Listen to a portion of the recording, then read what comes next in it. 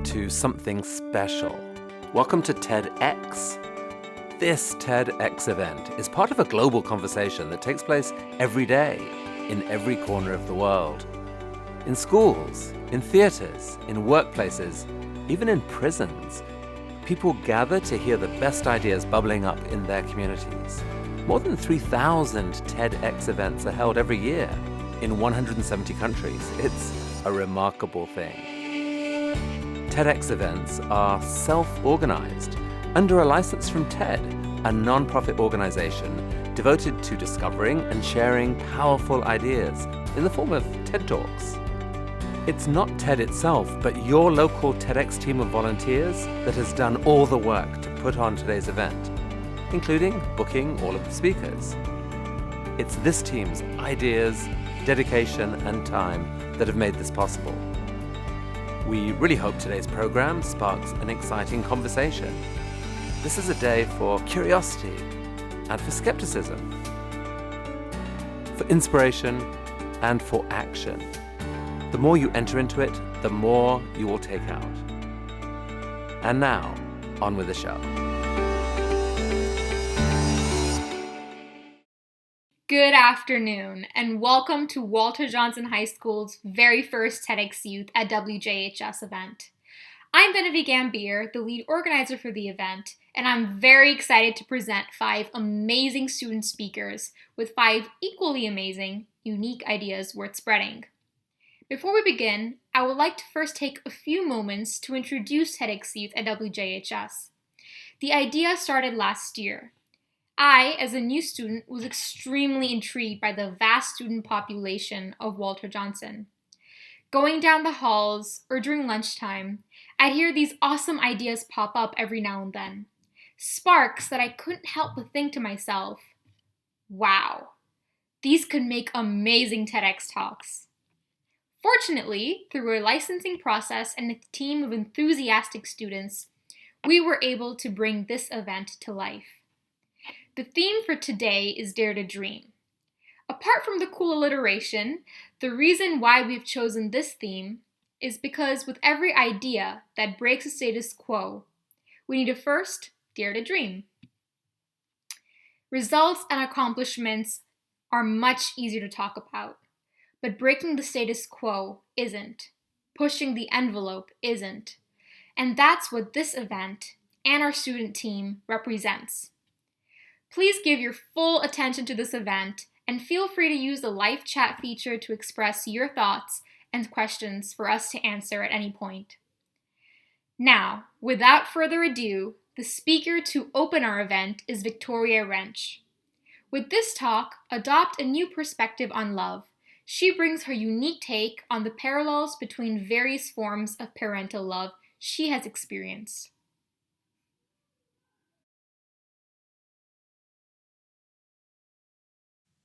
When I tell someone that I was adopted from an orphanage in China, the response I usually get is this uncomfortable, apprehensive sympathy. It usually comes with a, oh my god, that is so crazy, but we don't have to talk about it if you don't want to. Adoption seems to carry a bit of a taboo in the US, and I think that's because people have a misguided perception of it. When I say the word adoption, people may think of cold, heartless parents abandoning their unwanted child on the side of a road. When I say the word orphanage, people may think of a dismal place filled with mistreated, miserable children singing about a hard-knock life. You know, the stuff you'd see in Annie. A lot of people assume that adoption is a grief-ridden subject. Yes, there are some emotional aspects of adoption that are hard to deal with, but from my experience and from the relationships I have with other adopted Chinese girls, most of us feel pretty secure in our identities. Our adoptive parents feel like our real parents, and America feels like our home. So, yes, we can talk about my adoption. In fact, I want to talk about it. I can confidently say that my adoption is the single event that has had the biggest positive impact on my entire life. It's taught me so much about identity, culture, gratitude, chance, but most importantly, love. But first, I want to answer some frequently asked questions about my adoption. I was adopted from Yuanling, China, in the Hunan province. I was brought to the United States when I was about 13 months old. Yes, I did spend some time in an orphanage. I also spent about a year with a foster family. No, I don't remember anything. Infantile amnesia makes no concessions. No, I have no idea who my biological parents are or if I had siblings. Yes, I could be a long-lost Chinese princess. No, I don't know when my real birthday is. That information wasn't left with me when I was abandoned. Yes, I was abandoned. I was left at the orphanage gates when I was about 3 months old. And no, I don't think there's any chance of me ever finding my biological parents. 2 summers ago, between my sophomore and junior year, I got to travel back to my hometown in Yuanling. Before going back to China, I had never deeply thought about my adoption. It was just something that had happened to me when I was a baby, something I didn't even remember. But going back home, walking through the very streets I could have grown up on, visiting my orphanage, in which I spent the first few months of my life in, that made everything so much more real to me. And the biggest thing, the biggest connection to my past was meeting my foster mother. That memory is incredibly vivid for me. It was mid-morning and my family and I were driving up this hill to my orphanage where I was going to meet my foster mother. I was seated in the back of the van, staring out the tinted windows at the Chinese street life passing by, trying to catch every little detail. I could feel my heart beating rapidly in my chest and my mind racing to keep up with it. What would my foster mother think of me? What if she didn't recognize me? What if I see her and feel nothing? What if this monumental moment, this moment I've been waiting for my entire summer, is disappointing? I tried my best to push these thoughts out of my head. And then we were there. The van pulled up to the orphanage and the doors slid open. When I stepped out of the car, everything happened so quickly. I saw a stout Asian woman in a fluttering gray dress, and all of a sudden she had me in her arms, and she was crying, and I was crying, and my parents and older sister behind me were crying. And then she held me at arm's length, looked me in the eyes, and said, 我知道是你，因为你的眼睛一样. I knew it was you because your eyes are the same. In that moment and in the hours that followed, I had this incredible feeling of being loved. And that love that I was feeling was coming from 3 different places. First, there was the love of my foster mother. I could feel it in the way she looked at me, the way she touched my hair, the way she kept piling more rice on my plate at lunch. That love was incredible to me. This woman had only known me for a year when I was a baby. When I was adopted, she completely lost contact with me. No idea who adopted me, where in the world I was living, or what kind of person I grew up to be. But when I came back to her, 16 years later, nothing like the baby she knew me to be. It only took a second for her to fall back in love. And that is the extraordinary thing about love. Love transcends space and time. It crosses continents and it persists through years. When you fall in love with someone, when you truly fall in love, romantically, platonically, or paternalistically, it's not something that just goes away with distance or time. The second type of love I was feeling that day was the love of my adoptive parents. When they adopted me, my mom, Joan, and my father, Gary, completely changed my life. In America, I've been blessed with education, opportunities, and rights that I would have never gotten as a woman in China. In my 16 years here, they've given me more love, care, and support than I could have ever imagined. And bringing me back to China, going out of their way to find my foster mother and my orphanage just so I could see them and reconnect with my past, that spoke incredible volumes of love too. And finally, on that day, I felt the love of my biological parents. Giving up your own child, a child that shares your DNA, a child that is half you and half the person you love, a child that you carried in your womb for 9 months. That must be one of the hardest things a parent can do. I will never know why they gave me up for adoption, but I choose to believe it was a sacrifice made out of love. Maybe they didn't have the means to support a child. Maybe they wanted me to have a better life. Whatever the reason, the love and courage that motivated them to give me up for adoption has given me the privilege that I have today. Love changes lives. But when I think about my adoption and all these different parallels of love, the biggest, most overarching concept that I see is that love connects people. The stories of my adoptive parents, my biological parents, my foster mother, and my own are all connected and intertwined through love. Without this love, none of our paths would have ever crossed.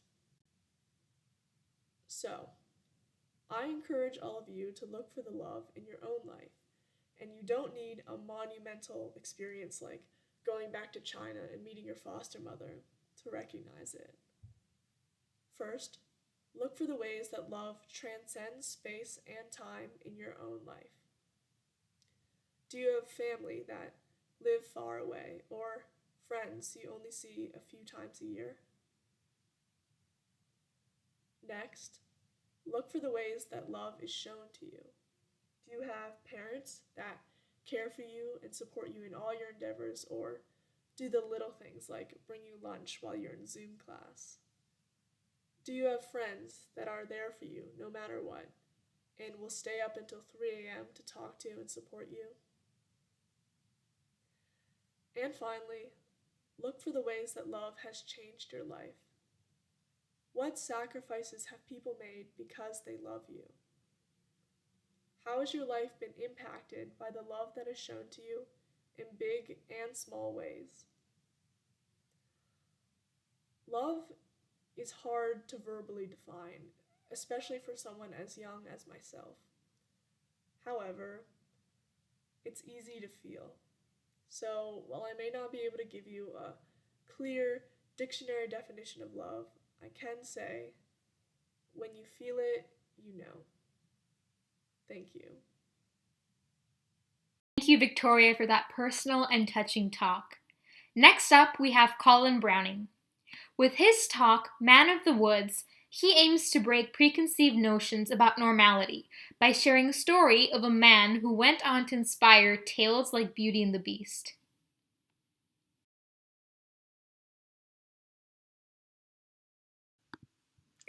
I had grown to despise the rock I had been hiding under. Social fumbling, reservation, and subpar fashion had all been firmly ingrained in my upbringing. Because of this, I've always been confused, albeit fascinated by what other people view as normal. But I still choose to live my life around it.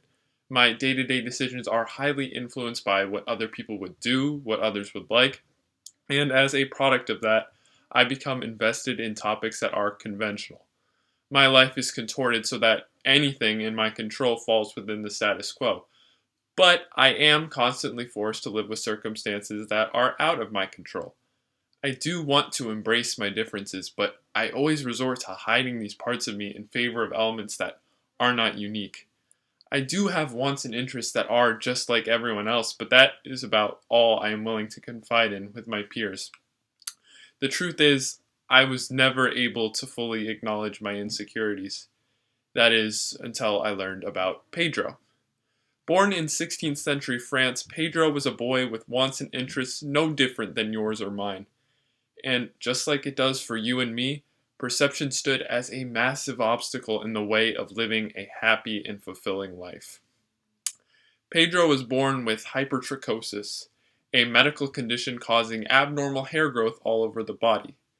Pedro was a boy who fulfilled the perception of ordinary in every category, except for physical appearance.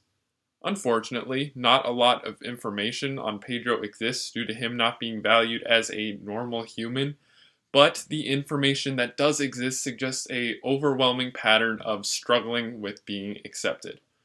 Our story starts in 1547, when King Henry II of France received Pedro as a gift. This was nothing out of the ordinary, as gifts were usually wild animals of some sort, but what differentiated this boy was that no one really knew what he was. French folklore at the time led people to believe he could have been a wild man, an evil mythical creature with killer instinct and motives to steal and eat children. Because of this, the French guards expected very aggressive behavior from the boy and were ultimately confused by his behavior, as he did not seem to want to steal or eat any children. He was actually very calm with very human-like traits. It even appeared that he could speak because he was able to utter his name, Pedro. And when King Henry received word of the wild man's humanity, instead of continuing to keep the boy caged, he decided to attempt to give Pedro as normal of a life as possible. And to his credit, they tried. They clothed him, bathed him, educated him. They even changed his name from Pedro to Petrus. The royals really did try to give him a normal life, but it was all under the guise of an experiment instead of genuine compassion. Fortunately, he did experience some success ingratiating himself with the public because of his newfound royal status. He was now no longer the scary wild man, but instead the royal scary wild man. He became the subject of many famous paintings and was dubbed the Man of the Woods by philosopher Ulysses Aldrovandi. And, fortunately, while initially ostracized, his state of loneliness would soon change when a woman by the name of Catherine de' Medici rose to power. De' Medici's reign marked a very significant change in leadership with a much more forceful approach than Henry II, and one of her main focuses was continuing Petrus's legacy with a famous family of hairy sons and daughters. But in order to create a family, Petrus had to find a bride, which remained troublesome until de' Medici stepped in herself.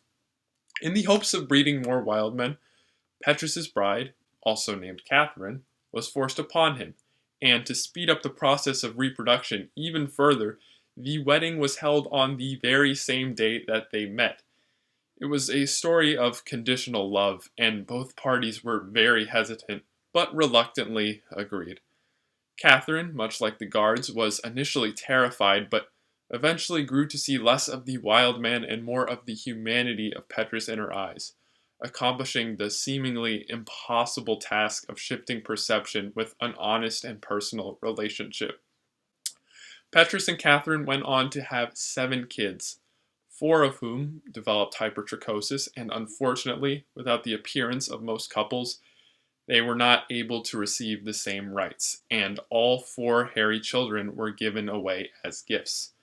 But despite the lack of freedom, Petrus and Catherine were eventually able to escape from the attention. They found peace and quiet at Lake Bolsena in Italy until Petrus's death in 1618 at the age of 80. Petrus and Catherine's legacy does live on in the National Gallery of Art. They are classified as insects, but they are still included in the gallery. But perhaps most famously, Petrus was the inspiration for the iconic fairy tale Beauty and the Beast, a story that preaches valuing beauty that isn't just superficial, a story that the 16th century had never heard of. Although Beauty and the Beast is meant to teach children about acceptance and appreciation for character and not just appearance, many of us have stopped reflecting on the morals from these childhood fairy tales as we've grown older. And although comparing the prejudices of the 1500s to today might seem a little trivial, a lot of the primal instincts present in the 16th century are a murky reflection of the perceived negativity surrounding abnormality today. While researching for this event, I initially found it very easy to connect my own experiences to Petrus's. We are not the same person. I can't even grow facial hair, and my problems exist on a much smaller scale. But it is important to know that social barriers will exist on many different shapes and sizes. There are many stubborn people out there, but there are just as many people willing to accept differences who ultimately just want to make a connection. It's unrealistic to assume that Pedro's story can change the world into a completely accepting space or that conformity will cease to exist in society. But what his journey does tell us is that if we actively take steps to respect, engage with, and humanize the wild men of the world, those who feel like outliers in schools and communities and society can feel a whole lot less wild. Thank you. It was an amazing talk on normality, Colin, and thank you so much for sharing it. Our third speaker for the afternoon is Alexis Kende. As a student with cerebral palsy, she knows all too well the struggles that come with being specially abled. However, with this talk, she wants to shift the focus from the physical aspect to the social.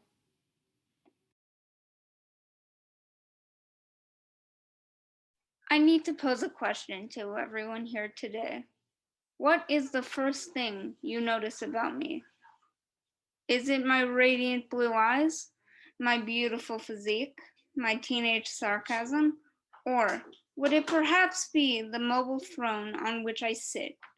I know it's obvious that behind the chair I'm a normal human being. Like most teenagers, I go to classes, do torturous amounts of algebra, train to be a Pokemon master, and sleep way too much on Saturdays. But I can guess that most of the people here haven't had 4 surgeries, not to mention several colonoscopies, before the age of 18, and they probably don't need physical therapy twice a week. Living with cerebral palsy can be a challenge. However, I got used to dealing with the physical aspects of it a long time ago. Exercising is a pain, but that's just life. But what about the social stigma? I often get the feeling that my peers are afraid to approach me due to unconscious biases that many of you still might have. Well, fret not, students, for the noble Alexis is here to enlighten you. Disabilities can be hard to define. They affect people in so many ways, some of which you can't see just by looking at someone. For example, I have CP. You can see me moving around in my chair and talking just fine. But if you look at another person with the same condition, they might not be able to talk at all. That's what it's like to be on a spectrum. You have a variety of different symptoms you must deal with. And this doesn't just apply to physical disabilities. Autism and Down syndrome are other examples of conditions on a spectrum as well. But just because someone is disabled, it certainly doesn't mean they are retarded. Seriously, it's 2020 and people across the country still use that word. So let me set the record straight. Those who have disabilities are, drumroll please, also Homo sapiens. We have feelings, hopes, and aspirations for the future. Heck, I'm still thinking about college so that I can become a surgeon. It's always been hard for me to be social. Every time I try to speak to someone, it always feels like they are talking down to me. They ask you simple questions that have nothing to do with the topics you bring up. It's like the other person shuts you down completely. So eventually, I stopped trying to make friends. I withdrew and I didn't go outside often. It was only when I read stories of other students with disabilities that I really began to advocate for myself. We as humans are programmed to fear the unknown, so it makes sense why we would fear people who look different than us.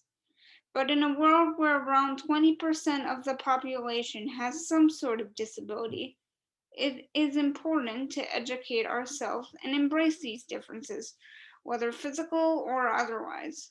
And it's equally important to then propose change. For example, Assemblies could be held so that disabled students could share their experiences with others. That would broaden everyone's perspectives. Acceptance is often determined by outward appearance, but in reality, it goes so much deeper than that. For specially abled students, acceptance is a battle for social integration, systematic change, and for dreams. Sure, our differences are striking, but they're not about to change. What we can change, though, is our mentality towards them. Thank you. Thank you so much, Alexis, for sharing your story.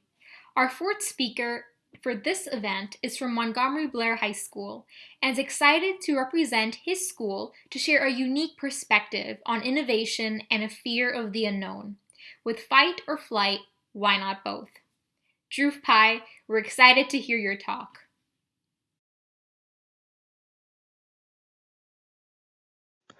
Let's take a moment to celebrate ourselves, the human species. Look at all the other species on this planet. How many of them have built a spacecraft, let alone two, that even as we speak is speeding out of our solar system and towards alien galaxies? My cat, for example, is impervious to the fact that the Earth rotates around the sun, and he doesn't question why the feeder automatically discharges his favorite treats at specific times during the day. In terms of science and knowledge, humans have achieved a lot collectively. But is it really as rosy as it seems? My dad recalls a beautiful September day in 2001, the sky a steel blue color, but not for long. At that time, he was a federal employee in the DC area, and my mother was a surgical intern at a New York City hospital. Both of them still have nightmares of that day. The fear, the anger, the frustration of seeing that blue sky crowded with smoke from civilian aircrafts. On one hand, these aircrafts are marvels of human ingenuity. Yet, while the Wright brothers pioneered motor-operated airplanes, the driving impetus for the aircrafts that led to the 9/11 strike was less about wanting to learn something new about humankind, but more about showing military superiority or winning global wars than showing ideological might. Another example is the computational power that we currently possess. Our generation boasts about artificial intelligence and quantum computing approaches to increase our present and future quality of life. However, incentives for computational prowess have a similar dark lineage. For example, research in computers was initially spurred on by wars, such as World War II and the Cold War. Current conflicts and skirmishes, both in military and economic terms, have driven our ability to achieve the levels of progress that we have seen in all of these technologies. The need for superiority has been a consistent and recurring driving force for scientific and technological breakthrough for quite a long time. But would this be considered a form of chauvinism? Consider two lions fighting to lead their pack. Each one utilizes any advantage to secure a win. Are our endeavors and breakthroughs any different? Are we really an advanced species? And if so, why are we so interested in developing approaches to overtake each other? Why? We believe that our approach is superior to that of the other members of the species, and we want to convince them to align with us. I propose that we, as a species, are driven the most by a fear of the unknown. And while this is not a human-centric fear by any means, for example, the flight or fight response has been demonstrated as a basic survival instinct for many other species, our cognitive development has elevated this fear to a different level. Now, the unknowns we fear are at a higher plane, a more sophisticated enunciation of that expressed by other species. We fear the unknown evil that comes from one segment of our population dominating over us, and we spend all of our efforts to tackle that unknown and beat it down. I would argue that we should embrace this fear, embrace not knowing for a change. When we do this, it allows us to strive for understanding more and to push the bounds of our knowledge and develop a stronger, more unified front. For example, we fear the unknown that comes with ill health and death, but that has allowed us to develop an understanding of how the human body works from a subcellular level to the global health level. And it has also allowed us to develop potent antimicrobial drugs to protect us from bacteria and viruses. The COVID-19 pandemic presents another representation of this. To face the unknown virus, which is impacting millions of lives, we are racing to develop safe and effective vaccines. And my dad happens to work at an agency that regulates such vaccines. We are also better appreciating the contributions of frontline physicians who can successfully screen and diagnose the first signs of the virus in patients. And as a physician, my mom has been at the forefront of this effort. Learning directly from them and their various colleagues in science and technology, I realize the power we have to tackle global problems when we use our fears constructively, not destructively. So while we use our intellectual prowess to develop technologies for fighting battles, this prowess is the very battlefield that we are fighting on.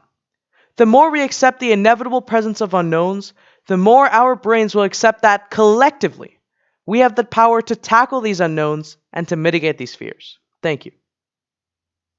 That was an incredibly insightful talk, Dhruv.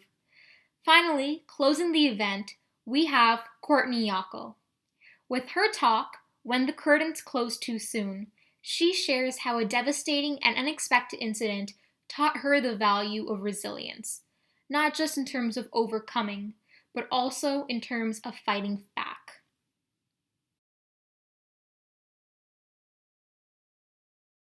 From a young age, parents encourage their children to shoot for the stars. They tell them that if they work hard and believe in themselves, they can do anything. If you think about it, parents are like the playwrights of a child's life.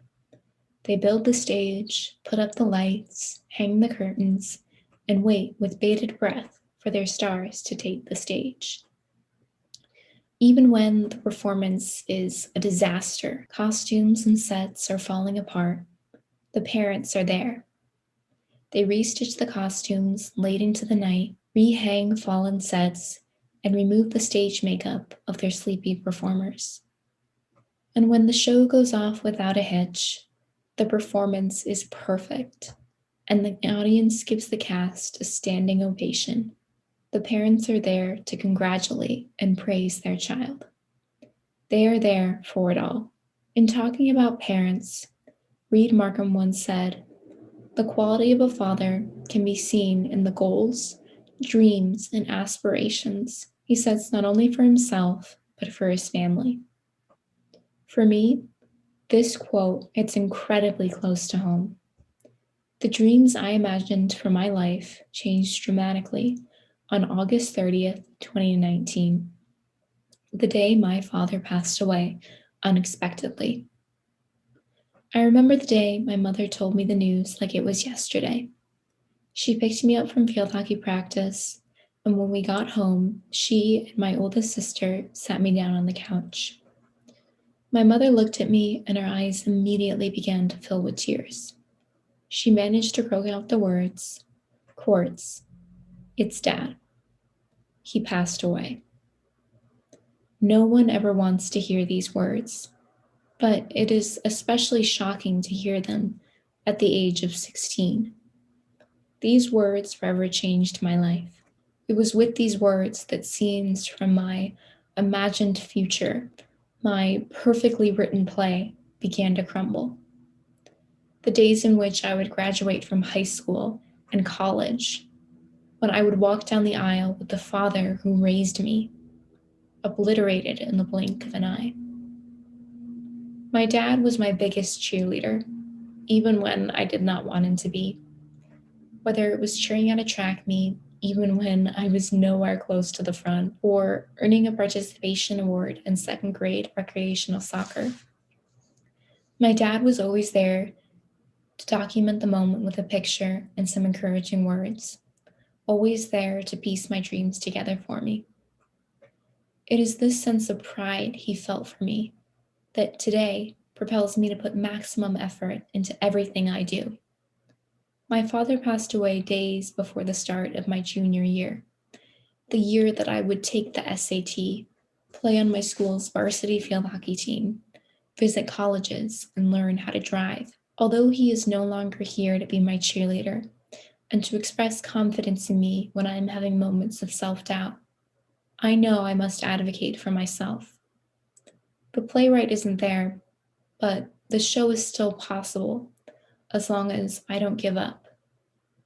And this sentiment is what has allowed me to truly understand the internal strength I possess.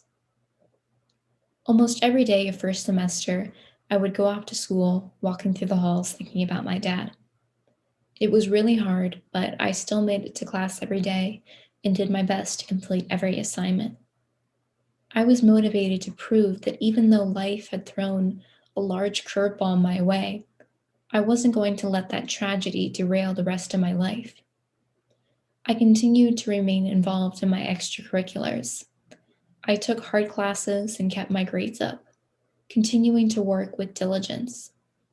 Okay, so am I saying that a tragic incident is the only motivator for success? Of course not. Losing a parent is never something I would wish upon anyone. What I am saying from personal experience is that resilience is the key to achieving our dreams. Resilience in the face of any challenge or obstacle, no matter the magnitude. According to the American Psychological Association, as much as resilience involves bouncing back from these difficult experiences, it can also involve profound personal growth. And this aspect of resilience isn't frequently highlighted. A study referencing the work of Richard A. Diefenbaer argues that mental toughness leaves individuals more capable and willing to approach situations positively, with greater emotional stability and an increased ability to cope mentally with minor obstacles or challenges. The researchers of this experiment also found that with continued exposure to stress, individuals become better able to manage their anxiety, thereby improving their current and future well-being. If individuals are able to learn the tools they need to overcome challenges at a young age, they become better able to handle and manage future difficulties that they have yet to face. It took a devastating event in my life to discover tenacity as a coping mechanism, but it doesn't have to be this way. None of us, regardless of age, should underestimate the power of every small obstacle in our lives. Sometimes these obstacles are what motivate us to create the best play. When the curtains closed too soon, I chose to keep looking forward to the scenes in my play that were scripted towards achieving my dreams. Our curtains won't all open at the same time, but when they do, we'll be ready with the tools to succeed together. Thank you. Once again, I would like to extend heartfelt gratitude to the speakers today and to the viewers of this live stream for taking time out of your schedule to lend support to this event and to diverse student perspectives. On behalf of the entire team, we would like to thank Ms. Baker for encouraging this event and lending support when it was merely an idea. We would like to thank Ms. Deo, who is also our sponsor for the event and has backed the decisions made to execute. Finally, I would personally like to thank the students behind the scenes, the design team, with Jacob Oshinsky, Sophie Shu, and Charles Wang, as well as everyone who helped with editing and promotions. We will continue daring to dream for change so that together we can implement it. Thank you so much and have a wonderful rest of your day.